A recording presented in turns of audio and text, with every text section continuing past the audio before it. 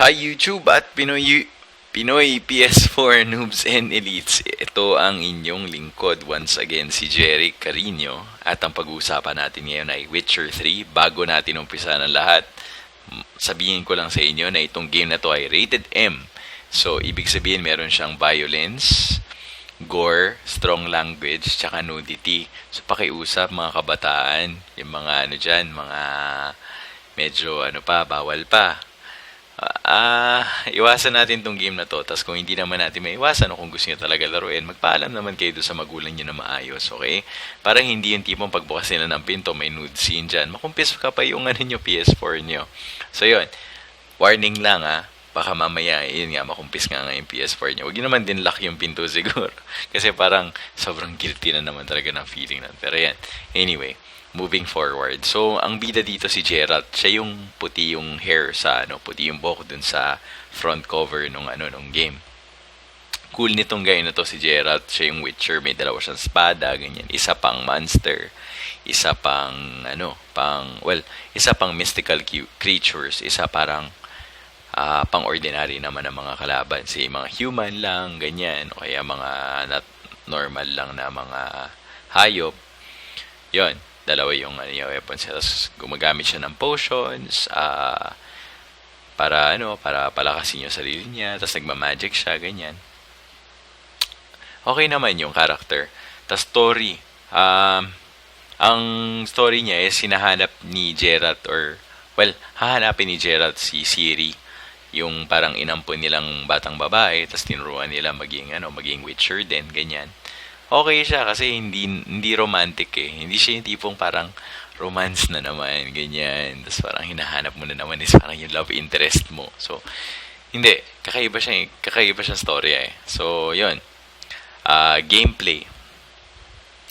Okay, ito, gameplay. Una sa lahat, napansin ko yung tutorials, medyo mahaba, nandun sa gilid, parang ang haba na nakasulat, may kailangan ka basahin. Hindi ako sanay sa ganun eh, sanay ako bakbakan ka agad, konting mini instructions lang sa ilalim, okay na ako doon. Pero yung, ang dami nakasulat, TLDR, press X. Tapos minsan kailangan mo pala maintindihan yun, problema ngayon. So ilang beses ko inulit tong game na to, siguro nakatatlong restart ako.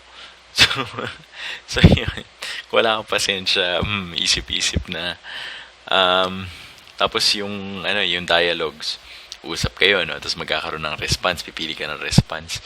Pag hindi mo masyado naiintindihan, babasahin ulit yung last na sinabi ng kausap mo. Tapos isipin mo parang, sa akin, iniisip ko, kung ako si Geralt, ito ba talaga yung sagot ko? So isip ako parang,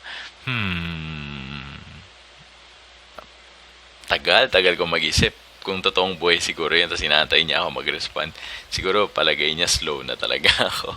Pero yun, papaisip kayo yung 1-2 minuto, iisipin mo lang yung response mo kasi ayaw mo naman maloko yung game mo. Tapos combat. Sa combat, meron siya parang mag-slow down yung time, tapos makapili ka ng makakast mong spell. Okay naman siya yung combat. Sakto lang. Hindi siya kasing swabe ng Shadow of Mordor, pero hindi din naman siya masyado clunky. So, may enjoy mo naman yung combat. May ilag-ilag, ganyan, parry. Maganda naman. So, yun. Medyo struggle lang din kasi parang kailangan mo matutunan yung mga pwesto ng spells, ganyan. Tapos parang pagka kunay mabagal ka mag-cast, mapapatay ka ng kalaban bago ka pa makapag-cast. Kasi pipili mo pa yung spell eh. Tapos kahit naka-slow mo siya, namimili ka pa, deads ka na. So, yun. Tapos tapos sa gameplay pa, meron pa yung crafting. So, magka-craft ka ng ingredients para sa potions mo. Magka-craft ka ng potions, magka-craft ka ng weapons, armor, kakraft ka ng mga bomb, ganyan. Tapos parang medyo mahirap lang kasi meron mga blueprint. Tapos kuha ka ingredients. Tapos minsan gugulat ka. Shucks, part pala ng mission. Kailangan meron ka na craft na ganito. Wala ka pa nga nung blueprint or nung instruction para i-craft yun. Tapos paano ko i-craft to? So yun, kailangan na talaga pay attention ka. So, hindi siya pick up and play na kind of game na tipo maglalaro ka 15 minutes, babalikan, aalis ka, babalikan mo to later on. Hindi. parang kada upo mo, mga siguro spend mo 1 oras minimum para lang ma-enjoy mo yung game.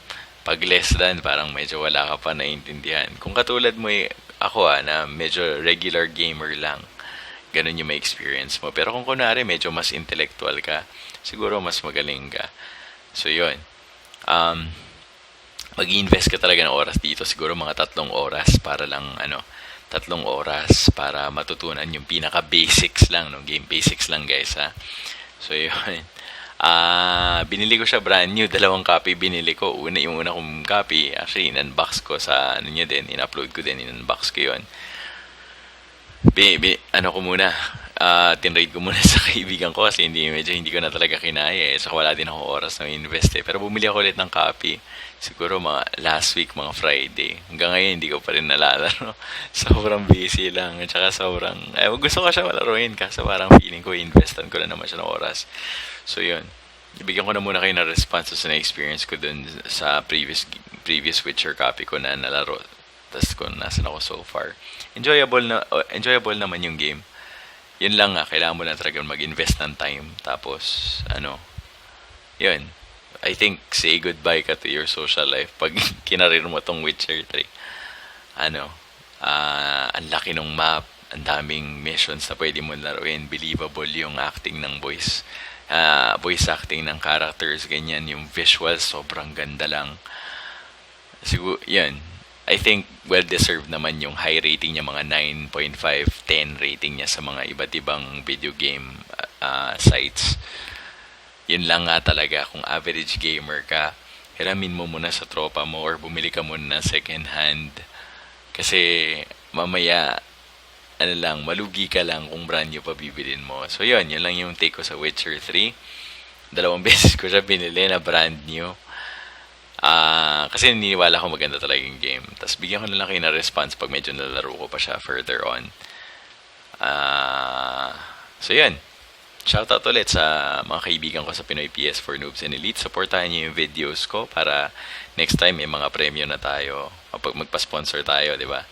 Tapos, shoutout din sa PS4 enthusiasts. What's up? Tapos, like niyo yung video. Tapos, dislike niyo hindi nagustuhan. Pero sana like niyo na lang. Tapos, pa-subscribe. Tapos yung mga comments nyo, kung ano yung mga tingin nyo, mga nakalaro na ng Witcher 3, ano yung response nyo. Kapag may gusto kayo tanong nyo sa baba. Baka mag-respond din yung mga ibang nakapanood ng video na to. So yun. Para sa akin, okay yung Witcher 3. Kailangan lang talaga gulan ng konting oras. So yun, ito ulit ang inyong lingkod na gamer, si Jeric. At maraming salamat sa pag-view ng video ulit. Adios!